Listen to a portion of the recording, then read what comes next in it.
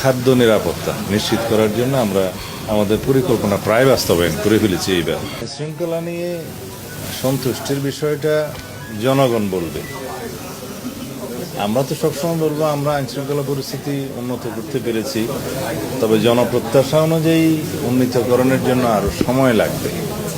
আমাদের এখন মাত্র 6 মাস পার হলো, এর মধ্যে আমরা অনেক সংস্কার কাজ করেছি এবং আইনশৃঙ্খলা রক্ষাকারী বাহিনীর প্রশংসনীয় বিভিন্ন উদ্যোগ আপনারা দেখতে পেয়েছেন। আমরা আশা করি 180 দিনের মধ্যে সরকারের বাস্তবায়িত এবং যেগুলো শুরু করেছে ইনিশিয়েটিভ অনেক কর্মসূচি, এগুলো প্রশংসিত হয়েছে। মাননীয় প্রধানমন্ত্রী নেতৃত্বে আমরা একটি সংকটময় মুহূর্ত খুব সফলতার সাথে মোকাবিলা করেছি। যেমন মধ্যপ্রাচ্য একটা যুদ্ধ পরিস্থিতির কারণে জ্বালানি তেল এবং গ্যাসের সরবরাহ নিয়ে সারা বিশ্বে সংকট সৃষ্টি হয়েছিল, বাংলাদেশও তার বাইরে নয়। কিন্তু আমরা দীর্ঘ 1 মাস পর্যন্ত কোনো জ্বালানি তেলের বা গ্যাসের মূল্য বৃদ্ধি করিনি। একটা পর্যায়ে বুড়ো মৌসুমের সময় শেষ হয়ে যাওয়ার পরে মনে হয় 14 কি 15 এপ্রিল, আমার ঠিক মনে 16 এপ্রিল হতে পারে, তখন আমরা সহনীয় মাত্রায় জ্বালানি তেলের মূল্য বৃদ্ধি করেছি। বুড়ো মৌসুমে কৃষকদের কথা চিন্তা করেই তিনি সেই সিদ্ধান্তটা নিয়েছিলেন যে সেই সময় পর্যন্ত কোনো জ্বালানি মূল্য বৃদ্ধি করা হয়নি। যদিও ওই সময়ে সারা বিশ্বে আমাদের পার্শ্ববর্তী দেশসহ অনেক দেশেই জ্বালানি তেলের মূল্য প্রায় দ্বিগুণ হয়ে গেছে। এরপরে আমাদের গ্যাস সংকট, জ্বালানি সংকট, এগুলো বিগত ফেসিবাদী সময়ে রেখে যাওয়ার সমস্যা আমরা ওভারনাইট এখান থেকে ওভারকাম করতে পারিনি। তো এখন এই সমস্তগুলো সাকসেসফুলি আমরা মোকাবিলার চেষ্টা করছি এবং ভবিষ্যতে যাতে জ্বালানি নিরাপত্তা রাখা যায়, জ্বালানি তেলের সরবরাহ ঠিক রাখা যায় এবং আমরা মজুদ রাখতে পারি একটা সার্টেন সময়সীমা পর্যন্ত, সেই পরিকল্পনা আমরা নিচ্ছি।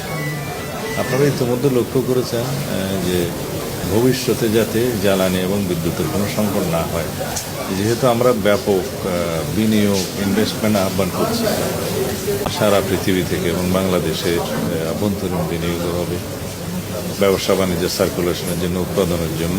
জ্বালানি এবং তেলের সরবরাহটা প্রাইমারি এনার্জি, এটা গুরুত্বপূর্ণ ভূমিকা রাখে। সেই জন্যই আমরা পরিকল্পনাগুলো নিচ্ছি, আপনারা এটা প্রতিনিয়তই জানতে পারছেন। আমরা মাতারবাড়ি গভীর সমুদ্র বন্দর মাননীয় প্রধানমন্ত্রীর নেতৃত্বে ভিজিট করতে গিয়েছিলাম।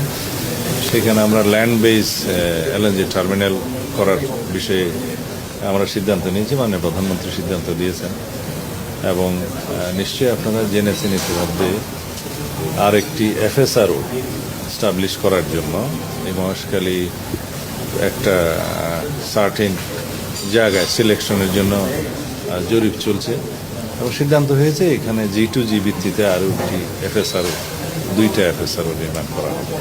তা এখন যে এফএসআরওগুলো আছে সেগুলো একটা সামিটের আর একটা এক্সিলারেট এনার্জির সঙ্গে।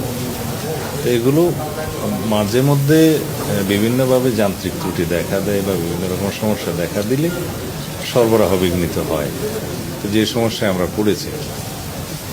এছাড়া গ্যাসের যে আমদানি নির্ভরতা বিগত ফেসিবাদী সরকারের সময় সৃষ্টি হয়ে গেছিল, এখান থেকে আমরা বেরিয়ে আসার জন্য দেশের অভ্যন্তরে এবং অনশোরে গ্যাসের অনুসন্ধান কার্য শুরু হয়েছে। তাতে করে আগামী কয়েক বছরের মধ্যে আশা করা যায় ইনশাআল্লাহ আমরা আমাদের নিজস্ব সম্পদেই এই গ্যাসের সমস্যাটা সমাধান করতে পারব।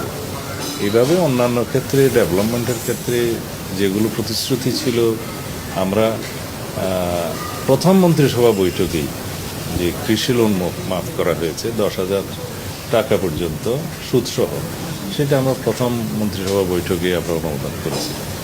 এর বাইরে ফ্যামিলি কার্ড, কৃষক কার্ড এবং ইমাম মুয়াজ্জিনদের সহ অন্যান্য উপাসনালয়ের ধর্মাবলম্বীদের যে উপাসনালয় কর্তা তাদেরকে অনুদান দেওয়া, রাষ্ট্রীয় স্বীকৃতি দেওয়া, এর বাইরে ক্রীড়াবিদ, সংস্কৃতিজীবীদেরকেও স্বীকৃতি দেওয়া রাষ্ট্রীয় ভিত্তিতে, এগুলো আমরা শুরু করেছি। কোনো কোনো ক্ষেত্রে প্রতিপালন অধিকাংশ হয়েছে।